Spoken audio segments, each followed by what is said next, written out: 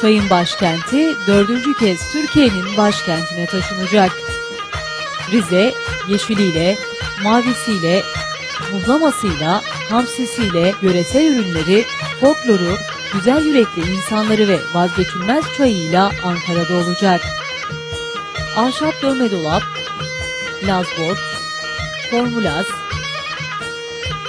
ve birçok otantik çocuk oyunuyla 24 saat kesintisiz horonda Ankara Rize günlerine renk katacak. 8 Mart Dünya Kadınlar Günü dolayısıyla Rizeli kadınlar başkentli kadınlara 20.000 paket Çaykur çayı ikram edecek. Skeçler, paneller ve doyumsuz konserlerle Kaçkar Yayla şenlikleri adeta başkente taşınacak.